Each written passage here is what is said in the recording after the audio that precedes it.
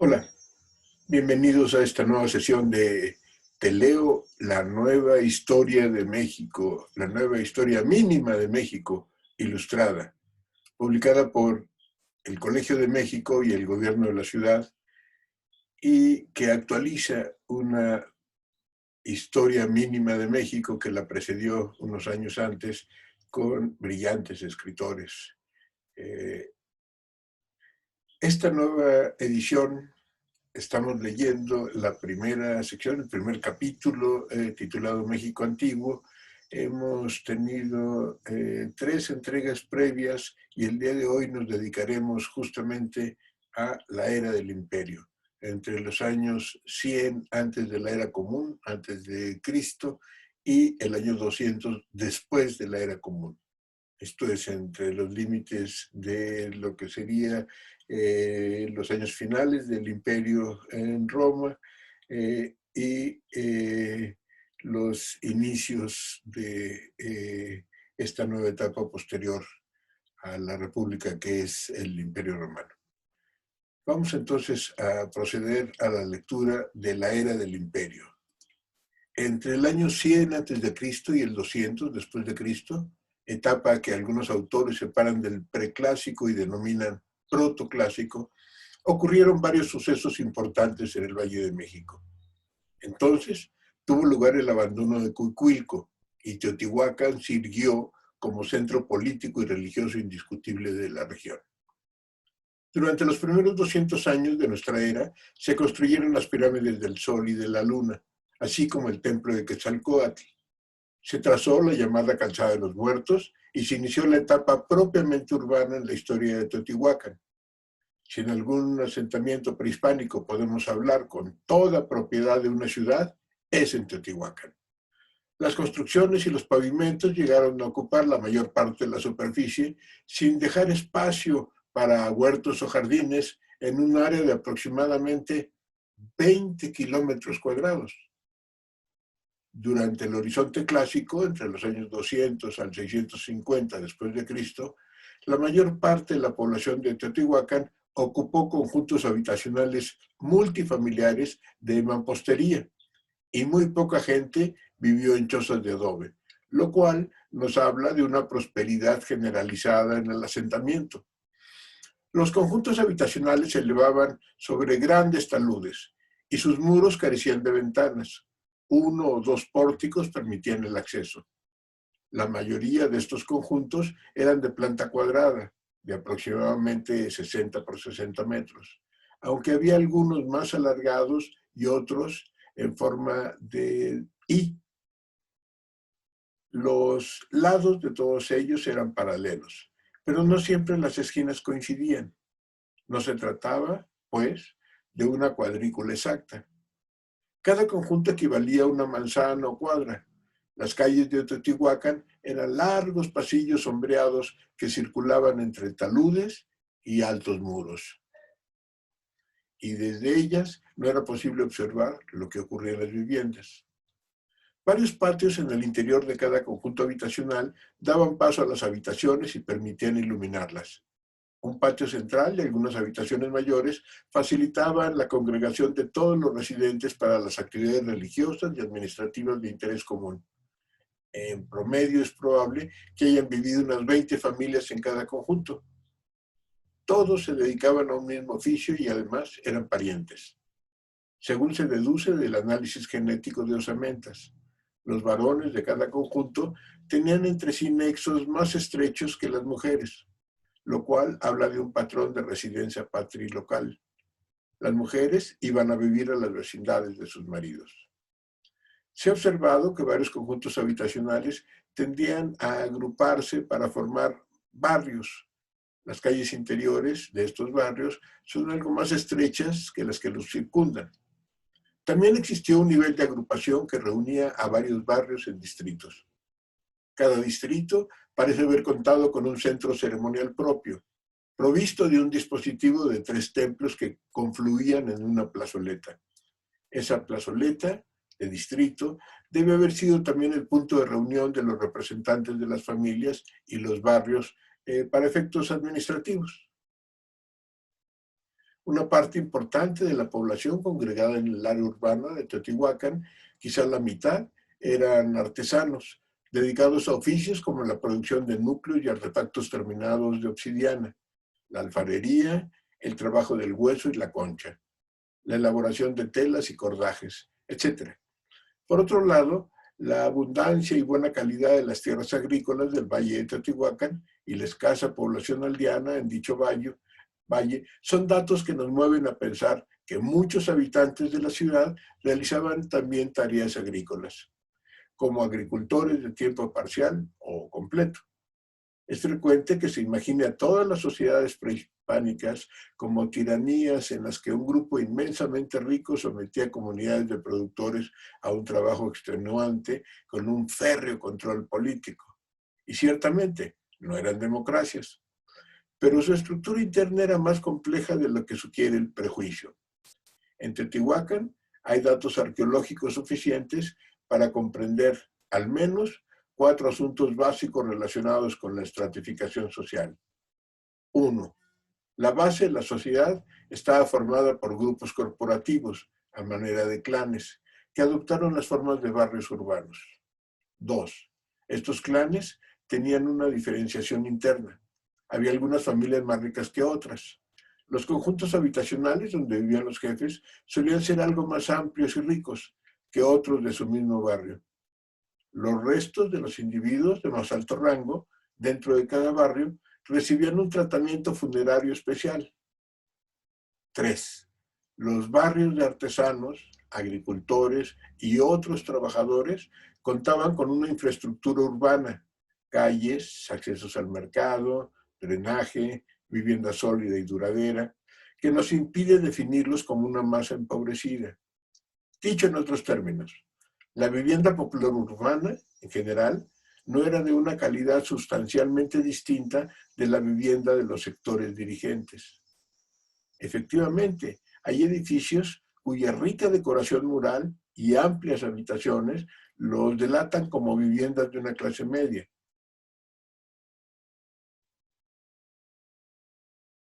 Los conjuntos situados al este de la pirámide de la Luna y al norte de la pirámide del Sol parecen haber sido la morada de familias de dirigentes políticos y también militares. Hay algunos conjuntos habitacionales que parecen haber albergado a monjes dedicados por completo a las tareas religiosas. De los reyes teotihuacanos no sabemos casi nada, excepto que parecen haber tenido a Quetzalcóatl como suprema divinidad protectora. Así como los señores de la etapa olmeca se identificaban con el dios del maíz. El poder de los soberanos en la gran ciudad del Valle de México debió emanar, al menos en parte, de su exitosa conducción de las obras públicas. Allí estaban las descomunales pirámides y la gran urbe como prueba de la eficacia del gobierno. La organización del trabajo artesanal y el impulso de las actividades de intercambio que garantizaban el arribo de la materia prima y la salida de los productos a otras regiones. Deben haber sido también cualidades estimables para comunidades de especialistas que dependían del comercio.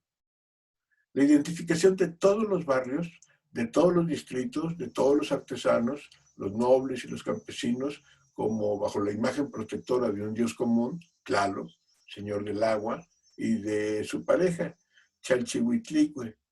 Lo más probable es que las pirámides que siglos después los mexicas visitan ocasionales del sitio llamaron del Sol y de la Luna, hayan sido en realidad de Tlaloc y Chalchihuitlicue.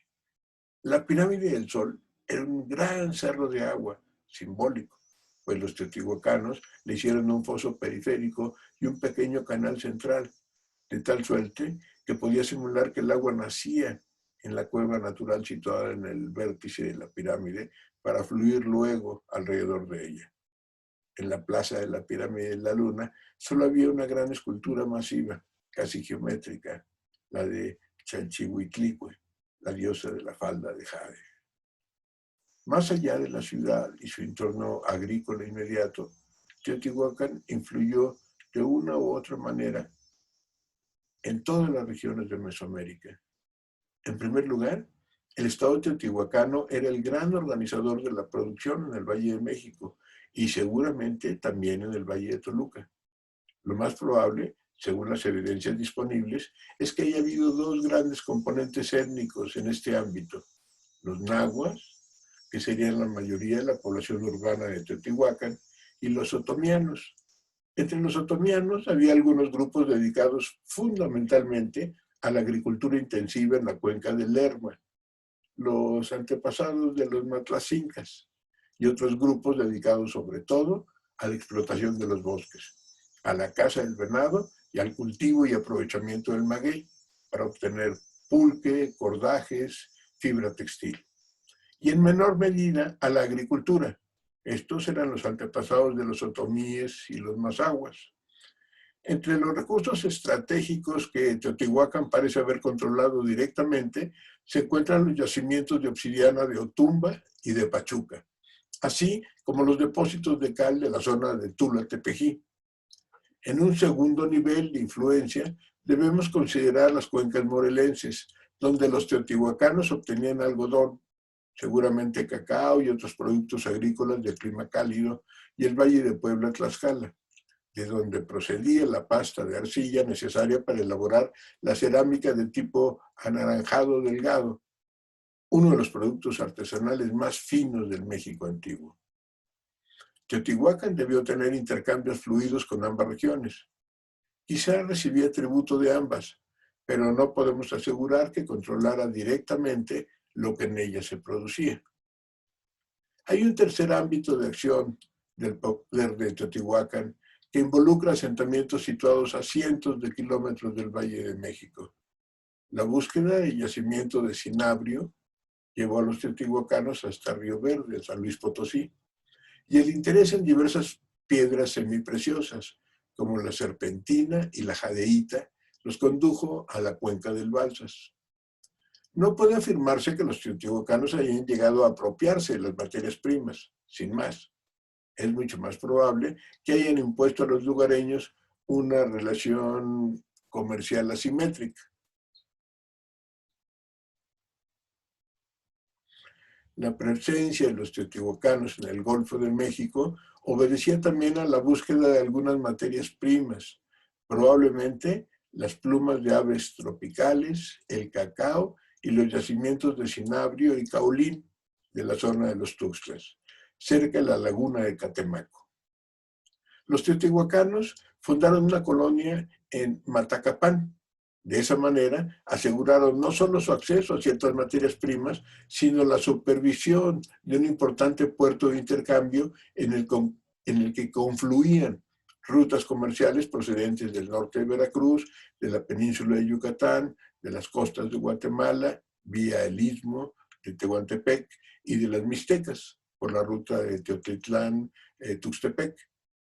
Entre las evidencias más contundentes de la presencia teotihuacana en Matacapán se encuentra el uso de conjuntos habitacionales multifamiliares que siguen el modelo de la metrópoli. La relación de Teotihuacán con los mayas y los zapotecos ha sido objeto de numerosos debates. Estamos seguros de que hubo un vínculo y de que ese vínculo duró varios siglos y fue bastante estrecho. Muchos artefactos teotihuacanos llegaron a Oaxaca y a la región maya, y muchas formas teotihuacanas fueron imitadas por los artesanos del sur. Pero, ¿cuál fue la naturaleza de estas relaciones? Hace 50 años se hizo el primer reconocimiento explícito de una fuerte influencia teotihuacana en el área maya. Desde entonces, los trabajos arqueológicos y el avance en las futuras lecturas epigráficas han confirmado esa influencia y han permitido precisar su carácter. En varias ciudades mayas del Petén, hay huellas muy claras de una influencia teotihuacana en la arquitectura y en la cerámica, así como en representaciones de parafernalia militar y en algunos símbolos. Tikal es seguramente la localidad en la que los rasgos teotihuacanos se presentan con mayor claridad. Además de vasijas de tipo teotihuacano, como el característico vaso trípode con tapadera, hay en esta metrópoli de la selva varias construcciones que presentan el talud y el tablero interpretado a la usanza de Teotihuacán. Y recientemente se ha encontrado un estandarte de piedra casi idéntico al que conocemos como marcador del juego de pelota, hallado en el barrio de La Ventilla, en Teotihuacán. En uno de los vasos encontrados en Tikal se aprecia una representación de guerreros con atuendo teotihuacano, ostensiblemente armados, que llegan hasta la presencia de un personaje maya, quien los recibe con saumerios. En un mural de la cercana Huaxtún se representó también a un guerrero teotihuacano que recibe el acatamiento de un noble maya. Solo muy recientemente, la lectura de los textos epigráficos ha permitido comprender mejor el suceso al que aluden estas escenas. Hoy sabemos que el día 31 de enero del año 378 después de Cristo, arribó a Tikal un extranjero nombrado Silla Cac. 8 días antes consta la presencia de este mismo personaje en la villa del Perú, situado en la ribera de uno de los afluentes del Usumacinta, entrada natural al Petén, para quien va del Valle de México. El mismo día que llegó el extranjero, murió el rey de Tikal, Chactoc y Chac, es decir, con toda probabilidad fue asesinado por los extranjeros. También se menciona la llegada de Sillacac en inscripciones de Huaxtún, Bejucal y Río Azul. En ningún caso se dice que Sillac se haya establecido como gobernante. Las inscripciones indican que este personaje instaló en el poder a nuevos monarcas. En Tikal, el gobernante instalado por Sillac fue el teotihuacano Búho Lanzadardos. Después de la usurpación, los advenedizos consideraron conveniente retirar de las áreas públicas las estelas que recordaban a los soberanos anteriores a la incursión teotihuacana, de manera que todas fueran destruidas o alejadas de la ciudad. Se trataba de establecer una nueva dinastía y en adelante, durante varias generaciones, la legitimidad de los reyes de Tikal estaría ligada al origen teotihuacano. El hijo de Búho Lanzadardos, Yash Nun Ayin I, fue representado en una estela con atuendo y postura no mayas, y en su tumba se enterraron vasijas de tipo teotihuacano. Al nieto de Búho Lanzadardos, Sillac Chan Quan II, se le representó de un modo más próximo a las convenciones mayas, pero flanqueado por dos imágenes en las que su padre viste atuendo y armas de guerrero teotihuacano. En Piedras Negras también hay indicios de presión militar teotihuacana, y en Palenque es probable que los teotihuacanos hayan impuesto una nueva dinastía en el año 431 después de Cristo. En el altiplano guatemalteco Caminela-Yugú experimentó una invasión teotihuacana hacia el año 400 después de Cristo. En este caso, no hay inscripciones, pero los restos arqueológicos son muy elocuentes. En Quimal-Yuyú se creó lo que Michael Coe ha llamado una versión en miniatura de Teotihuacán. Los colonos construyeron sus templos a la usanza del Valle de México y su cerámica se aplicó a reproducir las de las formas metropolitanas. Al morir, preferían ser enterrados con vasijas traídas desde su ciudad de origen. Entre los motivos de los teotihuacanos para establecerse en esta localidad alteña, el más importante debió ser su propósito de controlar los yacimientos de obsidiana del área, particularmente el de Chayal. La relación de Teotihuacán con Monte Albán parece haber sido discreta y simétrica. Y si en el caso maya es claro que tuvo un ingrediente militar, con Monte Albán parece haber sido más bien de tipo diplomático. Los alfareros zapotecas se sintieron menos atraídos por la moda teotihuacana que los artesanos de Tikal. La presencia de formas teotihuacanas en el repertorio de Monte Albán es muy menor. Hay un dintel en Monte Albán que se refiere a una visita de embajadores teotihuacanos, pero estos embajadores son sacerdotes que cargan bolsas de copal para presentar una ofrenda, y no guerreros. Con Oaxaca hay además una reciprocidad que no observamos con los mayas. En Teotihuacán había un barrio habitado por zapotecos que mantuvieron durante siglos sus costumbres. Los zapotecos de Teotihuacán eran enterrados en cámaras subterráneas como las de Monte Albán y no directamente bajo el piso como los otros teotihuacanos. Además, los restos mortales de estos zapotecos eran rodeados con vasos efigie, idénticos a los que se han encontrado por cientos en el Valle de Oaxaca. La presencia teotihuacana en el occidente de Mesoamérica es un asunto poco claro aún. Se ha dicho con insistencia que los teotihuacanos llegaron a sitios con alta vista para captar la circulación de turquesa y beneficiarse de la actividad minera de la región en general. Pero aún no se han presentado pruebas firmes. Por otra parte, siempre ha llamado la atención un asentamiento de Michoacán, Tingambato, por la pasmosa semejanza de su arquitectura con la arquitectura teotihuacana. Pero no hay ninguna evidencia cerámica del vínculo entre ambos sitios. En fin, los asentamientos de Nayarit, Jalisco y Colima, caracterizados por sus centros ceremoniales de plataformas y plazas circulares, y el complejo funerario de las tumbas de Tiro y la cerámica realista, con escenas en la vida cotidiana y de animales como esta moscota que anda rondando, permanecieron inmersos en un sistema regional vinculado con los pueblos de la Sierra Madre Occidental y de la costa del Pacífico, más que con Teotihuacán.